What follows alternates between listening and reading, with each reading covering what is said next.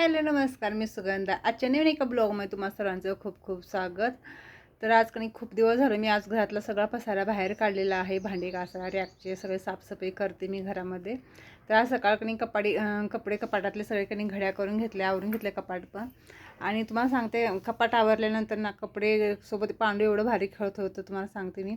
पण मला व्हिडिओ बनवायच्या नादात मी मग सगळं माझी कामं राहून गेलं असते, कारण आज भरपूर कामं आहेत मला. म्हणून मी 2 दिवस मला अर्जंट ब्लाऊज होते, ते गावाला जाणार होते, पण 2 दिवस मी ब्लाऊज अर्जंट त्यांचे शिवून दिले. साडीना फॉल ते लावायचं होतं, तर म्हटलं 2-3 दिवस एक्स्ट्रा जे कपडे असतात, कपडे धुतलं नव्हतं का. आणि आज सगळे बेडशीट ते सगळं उशीचे कोळ सगळे धुवायला काढलेत मी.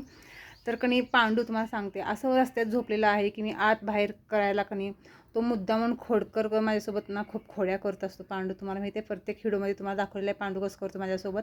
आता पण आत बाहेर करत होते, तर कपडे घड्या घालते वेळेस इतके वेळ खेळला माझ्यासोबत. आता फक्त भांडीमध्ये बाहेर ठेवताना आता कसं झोपलाय बघा, असं पसरून झोपलाय. कसं एवढ्या रस्त्यातनं येणं जाणं करायचं तुम्ही सांगा बरं. आता काय रॅक आणता येत नाही, नेता येत नाही, भांडे कसं घेऊन यायचं. आणि 2दा उठवले इथनं तिला. 2दा उठून एवढी जागा आहे ना घरात, एवढा पसारा पडला आहे. मला अजून साफसफाई करायचं आहे, पडशी पुसायचं आहे.